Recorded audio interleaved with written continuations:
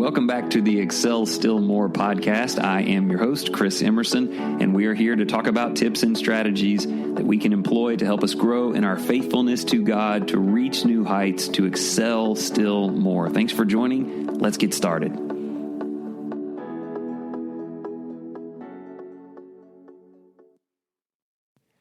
So today we will be talking about a short little phrase that has large implications. Be wise, small. I want to begin by breaking that down just a little bit. Be wise. We know that the Bible talks a lot about wisdom. It's really important for the Christian.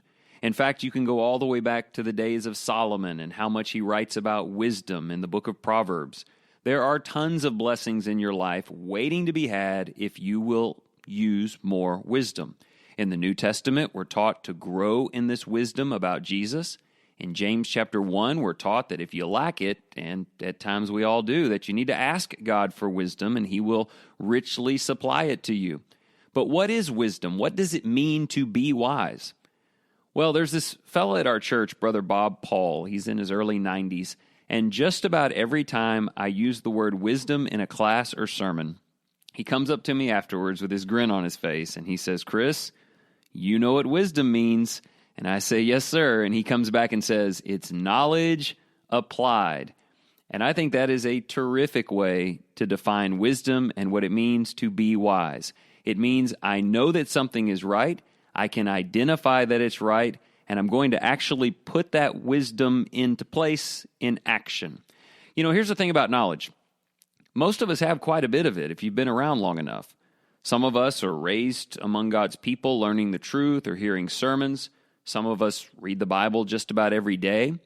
Most of us have lived long enough in this life to learn all kinds of things, and we can easily commentate on what other people need to do differently. You've already got a lot of knowledge. The question is, are you willing to, and this is part of our challenge for the day, are you willing to look around at things and opportunities in your life to take that knowledge and put it into tangible action? Now, how do we do that? Well, there's our third word. Be wise. Apply knowledge small.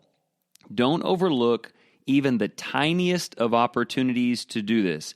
It builds new habits. It makes a bigger difference than you think. It can even have a tremendous effect on others. Now, I have to tell you, be wise small is not a phrase that is original to me. There's a man by the name of Dee Bowman.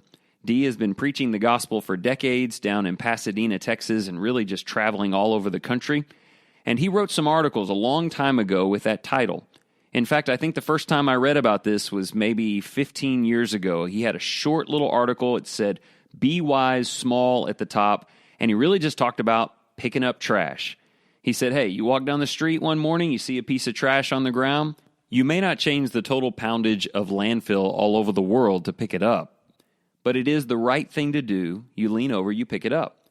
It changes you a little bit. It raises some awareness. It's the right thing. And hey, maybe somebody saw you do it and it had a huge impact on them.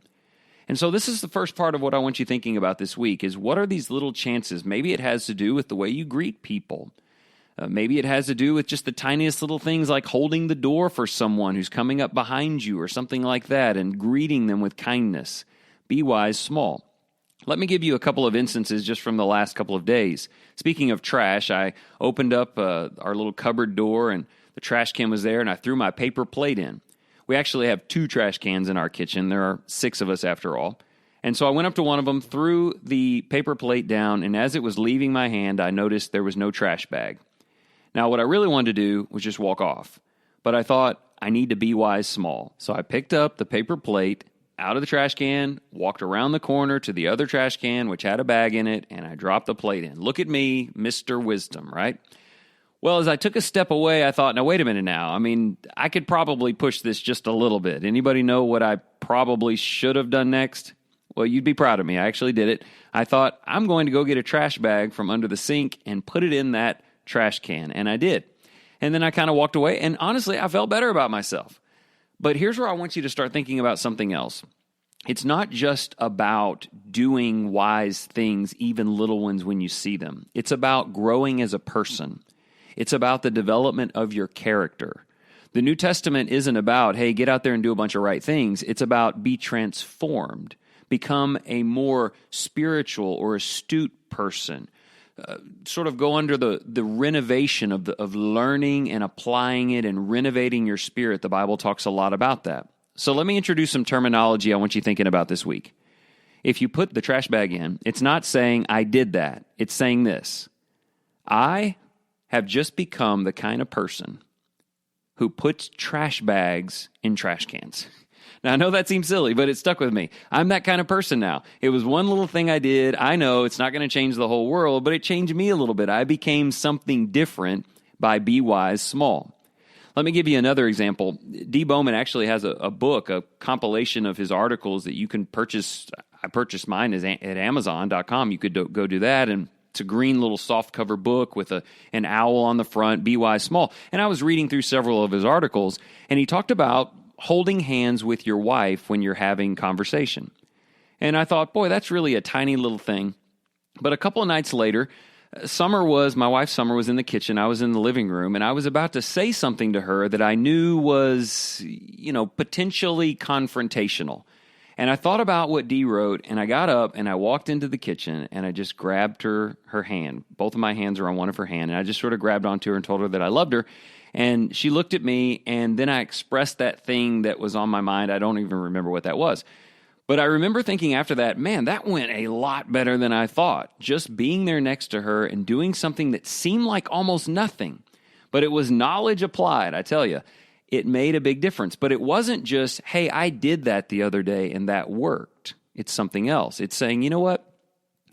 I'm going to become, no, better yet, I now am the kind of person who holds my wife's hand whenever we're having heavy conversation. Little transitions of thought like that make you better can really start to build on themselves and help you increase your habits. Now, here's something else that we need to add to this. It's not just about little things here and there that change you incrementally. It's also about building to bigger things. After all, when we set our achievement goals or who we really want to become or how much we want to accomplish, it's not putting a piece of garbage in the trash. It's something more. But here's the argument. Sometimes when it comes to achieving goals or changing our lives, we try to be wise big. In other words, you know of huge changes you need to make in your life, and so you take this monster Grand Canyon first jump to cover it all in one leap and bound, and turns out you're not Superman, and that fails, and then you get down about yourself, and it all falls apart. This is called the New Year's resolution. Here we are in late January. You know all about that. The big problem is it's good that you know what to do, and it's good that you're trying to be wise, but people try to be wise big when they're not ready to do that. What they need to do is look for these little things that move in that direction and see what consistent character development can do in the long run. I was listening to a sermon the other day by a fella in Irving named Mark Roberts, and he was citing this story about a guy who said, I want to read 20 books this year. I don't know if you've ever done that. I don't think I've ever done that outside of the Bible, but this guy wanted to do it. The problem is this guy wasn't a reader. So he decided, you know what I'll do? I'll start at the beginning of the year, and I'll just read 1 page per day. Now, unless these are children's books, 1 page a day is not going to get you through 20 books by the end of the year. But he was wise, small, 1 page, put it away. Well, you probably know what happened. Within a week or so, he was enjoying it a little bit and reading a few pages per day. Not big, but progress. And then he kept going, and before you knew it, and this is what I'm talking about in terms of renovation and character development and conformity into the image of Christ, before long, he would say, I'm a reader. I'm someone who reads. And so here he is becoming a reader, and he's using small steps to do it. Let me give you an example that I think can really help here, and then I'll leave you with a couple of thoughts. Something big that I want to do this year is become a more effective evangelist. I want to be someone who hands out cards with more boldness. We hand out cards here at the Lindell Church inviting people to come. I want to be able to engage in more conversations with people in the community. I try to do that, but I want to do better. Now, what I'm not going to do is jump out there boldly like we sometimes do and just start handing cards to everybody in Starbucks, striking up conversation. I mean, that's how you get the police called, you know. And plus, I would be super nervous about it, and it would just be a really sort of difficult thing. And even if I did it and was really proud of it, there's no way I would be able to replicate it. But watch this. I go to Starbucks about 9 times a day. So let's say, actually maybe once a day, but let's say I go and no big deal. I just decide that if there's anybody in the parking lot when I get to the door, I'm going to wait and open the door for them. And that's it. For a couple of weeks, I just do that. I'm be wise small. I'm just being kind and courteous and waiting and opening the door. And they like to see that, no big deal. And I decide, you know what? I'm the kind of person who opens the door for people, even if they're only going to be here, 10 seconds from now. So then a couple of weeks pass and I decide, you know what? I'm the kind of person who verbally greets those people. So for the next couple of weeks, not only do I open the door for people coming up to Starbucks from the parking lot, but I say, hey, how you doing? Okay, that's progress. It's small and, maybe won't add up to anything, but I'm headed somewhere. So then a couple of weeks later, I decide, you know what? I'm the kind of person who buys people's coffee if it's under $5, which does happen occasionally at Starbucks. So for the next couple of weeks, I open the door for someone, greet them, and then buy their coffee. A couple of weeks later, I decide I'm the kind of person who asks them if they're from around here or if they have a church home. And you can see how that works. So within just a couple of months, and maybe it takes a couple of months, within a couple of months, check it out. Me, the guy who's having trouble reaching out and talking to people about these things, has become the kind of person who hands out cards and invites people to church at Starbucks nearly every time. But how did I get there? Be wise, small, and then watch those small things build to big results. Now, maybe you can think very easily about areas where you'd like to begin. Maybe there are these things that you want to be that just seem so far out of reach. If you're somebody who only goes to worship services once a week or every other week for an hour or something, the idea of you going every time is just out of the question. I used to actually recommend that. When someone would say, I'm really weak in my faith and worship, how do I fix it? I would say, how about this? Make worship non-negotiable for 30 days. Come to every service. At the end of it, let's sit down and talk about it. I probably have recommended that 10 times over the years. How many people do you think did it? The answer, 0. I was asking them to be wise big. They know they need to be there. They want to apply the knowledge. They just couldn't do it on such a scale. And so if it's something like worship, just say, this week I'm going to become the kind of person who prioritizes worship in a little different way than I have before.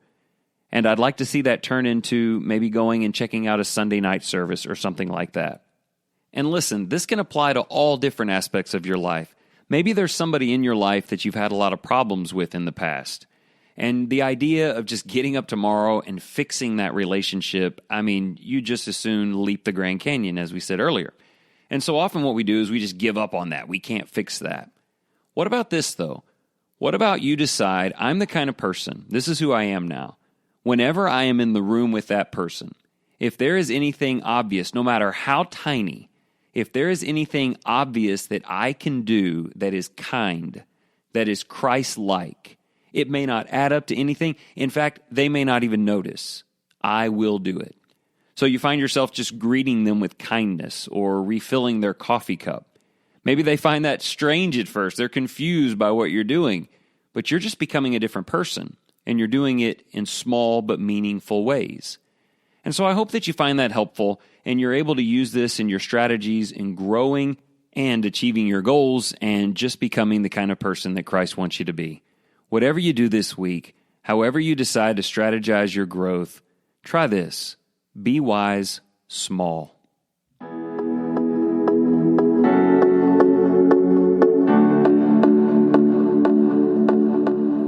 If you found this helpful today and you would like to support the program, there are 3 great things you could do. Make sure that you go to iTunes or the podcast app and subscribe, leave a rating, and also a review. That would really help us out.